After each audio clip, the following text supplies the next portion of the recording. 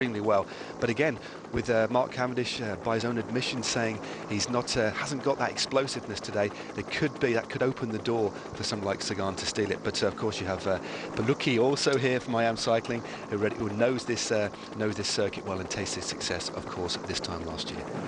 Yannick Martinez will tell you exactly which way the Rindt is coming. He's right at the very back for the Europcar squad, and I'd say he's not much enjoying this at the moment. I say he could tell you, but maybe he wouldn't be able to tell you at the moment because it'll be tough to even speak. Up front, these squads are trying to get themselves into some sort of a position as Ethics Quickstep look to try and drag things up. Ventoso there in good shape. Quintana as well, of course, is just at the back of the Movistar-led peloton. Back at the Movistar group at the front of the peloton. You can see Paul Voss, the German there, just sat in the middle, just with Sam Bennett, the young Irishman, on his wheel, looking after the young Irishman for this sprint. Team Katusha looking to go to the front as well. We see Luca Paolini leading their group up towards the front. Yeah, Porsev, I think Alexander Porsev will be the fast man for that particular team. Of course, they have Alexander Kristoff over at Paris-Nice, but the fast rider to look out for Katusha is definitely Porsev. So this amazing tower at Caprona. That looks a bit precipitous, doesn't it? Wouldn't like to be standing on there, Declan, but a great view of the race. And you'd be safe enough up there. It's a good place to put a tower. Just over 12 kilometers remaining. We're at the business end of this first stage of Tirreno Adriatico. Movistar on the front, staying as safe as possible, particularly into this right-hander. Caused all sorts of difficulties last time round, and the whistles blare to remind the riders that this is a little bit of a sketchy one. They've got to go either side of that barrier. We'll get a side of it very shortly. I think they've moved it, have they? Pretty sure that was the same right-hander. Yeah. But that's a motorcycle marshal there, as we see Nairo Quintana there just to the left of your screen. The little Colombian, his first foray onto European soil this season. He's only raced in the Tour San Luis and his home national road championships, where unfortunately he crashed. So he'll be enjoying his time on these roads, trying to bed himself in. Looking forward, of course, to the Tour de France this year. See another crash at Declan on the right-hand side, taking down at least 10 or 15 riders. Well, the crashes are coming thick and fast. We said that it looked like a fairly safe finishing circuit, but that doesn't mean that there's not plenty of opportunity for bumping and boring. And lots of riders in the confusion from Sky Pro Cycling and Bora Argon, and that was Salvatore Puccio, the local rider, and there's a rider on the floor from the Trek Factory Racing squad. Was it Popovic? I'm not sure. We'll get confirmation of the numbers very, very shortly. Sven Tuft also there, the Canadian road champion, also down. A couple of riders from Trek. It looks like one of the YAM cycling riders also down on the ground. And it was Popovic that looked the slowest to get up off the road. But as I say, we're just waiting to see will Matteo Palucchi, and he was one of the favourites. He won this stage last year. Matteo Palucchi of the EM cycling squad is not going to take part in this finishing sprint. So that's desperate news for the IM squad. It's bad news too for Matteo Palucchi. He's in good form this year, and he'd be very, very disappointed with that. So clearly, well, I'd be fairly sure that happened a bit closer to the front. Well, relatively close to the front. Matteo Palucchi is one of the riders that goes down. He was one of the names that we had on our sheet as potential victors of this stage. Just a big mass confusion of bodies and bikes there on the right-hand side of the group. Frustration for so many. As like Yates as well.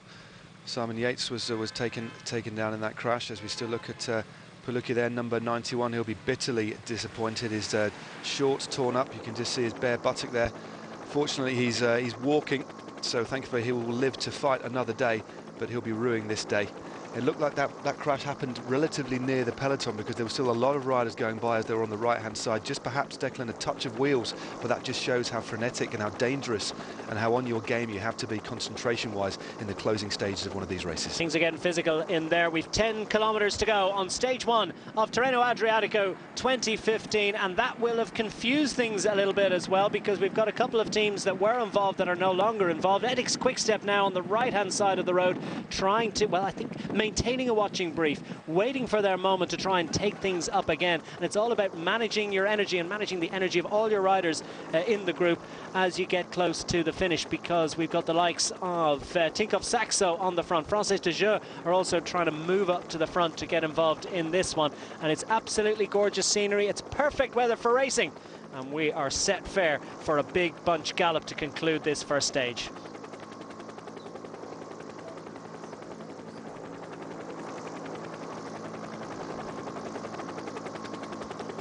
Just under 10 kilometres remaining on stage 1 of Tirreno Adriatico. The bunch is being led at the moment by Tinkoff Saxo.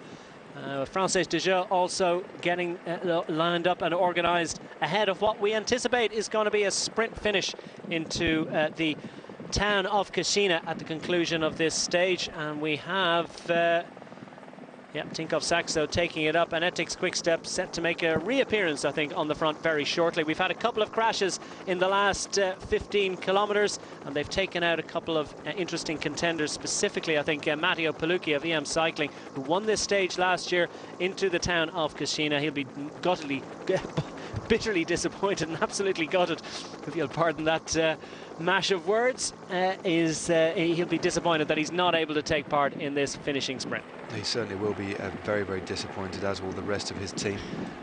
Perhaps one of well, definitely one of the hot favourites for today's stage. But there's another Italian just sat there, Ian Stannard on the front with the UK flash, or the Great Britain flash, sorry, on his sleeves for Team Sky. And tucked in behind is the Italian rider Elia Viviani. But on the front at the moment for Tinkoff Saxo, just getting in that aerodynamic tug is Chris Juel Jensen, a rider with dual Danish and Irish nationality, absolutely storming along at the head of affairs. And just behind him is Matteo Tassato, one of the most experienced campaigners, 38 years of age, one of the oldest riders in the field. But interesting on the left-hand side as well, in that new livery, the black and green of Cannondale Garmin Cannondale. Chris Juel Jensen, the ex-Sorrento Cycling Club rider, on the front of the group, ahead of the oldest rider in the World Tour, Matteo Tassato, over 40 years of age now, 41 I think in May. He's taken on the mantle of oldest rider in the peloton following the retirement of Jens Vogt. It's a thing to be, the grandfather of the peloton. The father of the peloton, whatever the right phrase would be, as riders still trying to make their way back on. You saw Michael Hepburn there. And Adam Yates, disappointment for him to have got involved in that. Looked like they managed to make their way up. Yeah. And speaking of making their way up, Fabian Cancellara has been shepherded towards the front of the peloton. The BMC squad on the right-hand side in the red colours, and just inside them they've got the red jersey of the Trek Factory Racing rider Fabian Cancellara, as De Boucher also there for Lotto, the Belgian national road champion, a very, very fast finisher indeed. So a few teams with sprinters here who are definitely going to be interested in this finish. But look at the dual arrowhead here. We have Tinkoff Saxo in that rather fluorescent yellow on the left-hand side, and then the new colour, still getting used to the colour scheme of Cannondale Garmin, but I'm getting slowly warming to that kit. But here's the unfortunate shot of 4 of the Orica Green Age riders out of the back. I think they have actually rejoined the peloton. There's Adam Yates has got back in. Certainly one rider they didn't want to lose. And what a climber, what a prospect he is for racing the general classification as we move forward. But good to see him up and back in the mix at the back of the bunch there. Yeah, the two Yates brothers have made fantastic starts to their careers at World Tour level. Both riders, great prospects for the future and being nurtured. Indeed, prospects for the present, I think. It'll be interesting to see how Adam Yates manages to cope with the Tempranillo on Sunday afternoon. Française de Jeux on the front of the peloton, trying to get things organised now. All those sprinters from MTN Quebec, who are they going to try and line things up for this afternoon? Well, it looks like the rider taking the wind at the moment for MTN Quebec was actually Tyler Farrar. Again, you can just see that gingery beard. He's got very distinctive form on the bike.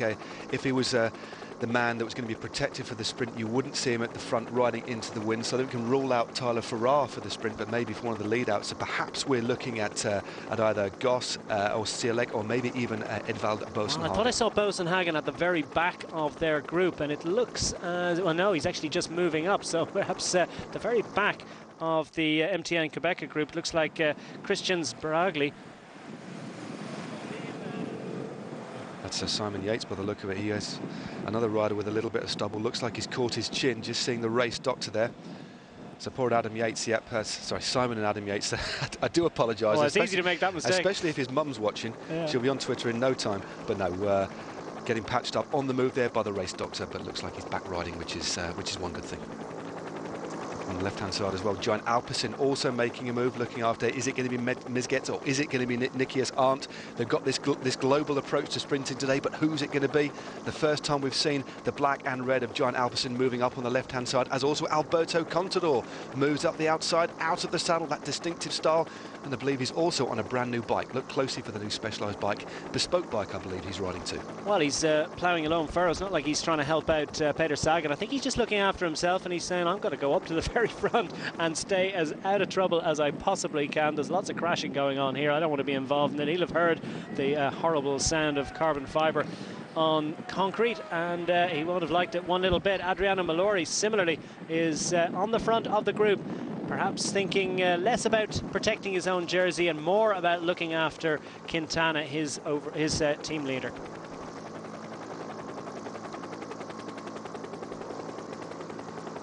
Giant Alpecin on the left-hand side in the black and yellow colours, the similar black and yellow colours of MTN Quebec on the right-hand side of picture, and now Ethics Quickstep in those blue colours are trying to get themselves organised and involved.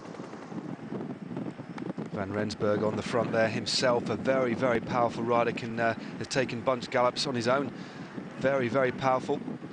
He's currently leading the peloton. Ethics Quickstep nowhere to be seen, just shows how competitive this is. But again, teams increasingly in these races leaving it till very late to get their sprint lead-out trains, but that creates quite a chaotic atmosphere. Edvald Bosenhagen tucked in third place, Matt Goss in fourth or fifth place on the inside there. So a very good riding at the moment by the African team. Yeah. Care to call this one. Gerald Cialek is in there as well. He's got a hell of a finishing kick on him, and he likes Italy. He's got results in Italy before, of course. Former winner of Milan San Remo. Gerald Cialek could be an option for them. And MTN Quebec, well, what progress this team has made. They're ready to boss the peloton. They're confident. Only a couple of years ago, just being in there was a great honour for them, and they weren't really able to get involved beyond getting in the early break. Now it's a very, very different composition to that team. They've brought in lots of sprint talent, and they want to show that they have the physical ability, the strength to try and dominate things at the front. Ethics Quickstep put a rider on the very, very front. This is absolutely fascinating. You can just see Ethics Quickstep riders now muscling in, trying to get their lead-out train done. There's Astana also in the mix, and Giant Alpecin on the left-hand side have now been bolted, and they move back. This is absolutely fascinating stuff as all the teams fight for their space at the head of affairs to try and sort of manoeuvre their lead sprinter into top spot. Zdeněk Stybar now moves into third wheel in the Czech National Road Champions jersey. This is a real tussle as we head into the finish. Just over 3 kilometres to go. Look at the effort. Now it's Katusha moving up on the outside. Paolini in second place. Yeah, Sabatini it is on the front for Ethics Quickstep. Great effort from him to drag himself to the front of the group. Stybar a bit slower to get up there behind, but now he's infiltrated the MTN Quebec lead-out train on the right-hand side as Giant Alpecin are on the left. So what have they got in mind? Have they switched their plan? Cavendish looks like he's very, very much in contention here. He hasn't got a full lead-out train, but he's got a couple of riders in front of him, and they're inside the final 3 kilometres in this first stage of Tirreno Adriatico. And it looks as if Ethics Quickstep and MTN Quebec are the ones that are going to fight it out for the honour of leading out this sprint, as the other teams try to take benefit from that. Giant Alpecin also in the mix, and riders looking behind them and trying to pick up their sprinters, and this is when things get very, very busy indeed. Just over 2 kilometres remaining. He's getting on the blower. What do I do? What do I do? Where's Mark? He's just a couple of wheels behind you. He's very much thereabouts. So looks as if they want to stay on the front for as long as possible. Stybar now driving hard, glancing, but Mark Cavendish is there. He has dropped back a little bit further now. He was on that. Mark Cavendish was on the wheel of Renshaw. And again, Stybar looking around all the time, but now other teams moving up the outside. We even have Lamprey Sky getting a little bit bolted as we hit this roundabout. Very technical now, but MTN Quebec are up there in numbers. This is really chaotic now, 1.5 kilometres to go. Well, Stybar has a little look behind to see where the rest of his team is, and Mark Cavendish is absolutely world-class at deciding, nope, I don't want to go up, it's too early, and I don't think this is the time. Renshaw in constant communication with Mark Cavendish behind. Cavendish is calling the shots here. He's saying, just back off a little bit, back off, and we'll wait a little while, and we're not going to go just as early as this. Just ahead of them, they've got Katusha. Ahead of them, indeed, they've got the MTN Quebec squad. Who are they sprinting for this afternoon? Stybar staying in the mix at the front to see does he have any legs a little bit later on. And now we've got riders from EM Cycling moving up. So has Palucchi managed to get back involved? I find that hard to imagine. Ricchesi could be a man for them. He'd be a pretty good alternate sprinter. Ricchesi in there for EM Cycling as MTN Quebec continue to boss this one. Do they have the strength to take it all the way to the line? We're inside the kite. Inside the 1 kilometre to go, and it's Edvald Boasson-Hagen for MTN Quebec, the Norwegian powerhouse, absolutely lining out this bunch, determined to keep this bunch as thin and as narrow as possible. Zdeněk Štibar, the Czech national road champion, on his wheel, searching for Mark Cavendish. Matteo Tosato, Luca Paolini also there. But De Busquera is in there as well. Paolini is leading things out for Katusha. So what have they got on offer? MTN Quebec are going to have the honour of leading it out, but do they have the strength? There's elbows flying in there. Boasson-Hagen is in the mix and fighting as they lead things out and going for the line. It's MTN Quebec that are going to go and bring it. Goss. Oh, look at that! A massive crash and riders piling in, but they're sprinting for the line. De Busquera on the left-hand side of the road. De Busquera it is that's going to take it. Jens De Busquera, the stage win of Tirreno Adriatico in the most emphatic fashion after, well, a sensational crash inside the last 200 meters, and so many riders that have gone down in that. And let's see, I know it's such a shame to see riders. I think that's Elia Viviani, the sprinter for Sky, that has is one of the riders that has gone down in that. It's a bad crash, and Ian Stannard just stops to see how his teammate is. That's always so sad to see. That was a very nasty sprint. It was around 300 meters to go, so these riders would have been touching 60 kilometers an hour. Didn't see exactly what happened, but out of the melee did emerge Sasha Modolo, another fast man from Lampre Merida, also on the deck. He sat up though, not looking too bad, but it was the Belgian champion who forced his way through to take the win. It looked like it was Peter Sagan of Tinkoff Saxo in there, the Slovakian champions jersey. He took second place with 6 seconds time bonus, and now he'll be equal on time. Nicky Arndt also caught up in the melee. That looks like a Sky bike on the floor, looks like a Pinarello on the floor. That's probably the bike of Elia Viviani, but here's the slow motion shot. Edvald Boasson-Hagen with Zdeněk Štibar on his wheel. And where was the touch of wheels? Looks like there's some shoulder barging there. Matt Goss on the right-hand side goes. Also another rider, Tyler Farrar, on the wheel of Matt Goss. And at this point you have Mark Cavendish on the outside, number 73. Viviani moves around the outside. Sam Bennett also in the mix there, number 51 in the black, just moving up on the outside. But there's a switch of wheels. It's actually Viviani who touches the wheel of Mark Cavendish. Cavendish didn't come down, but then Viviani fell.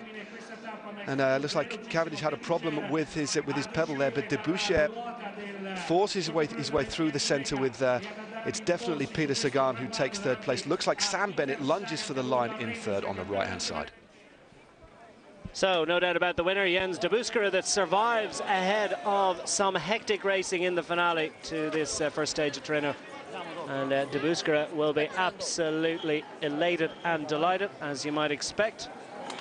And so many other riders just elated and delighted to have survived that. Mark Cavendish there's Viviani involved, but safely managed to negotiate it, but that pretty much eliminated him from contention in that sprint.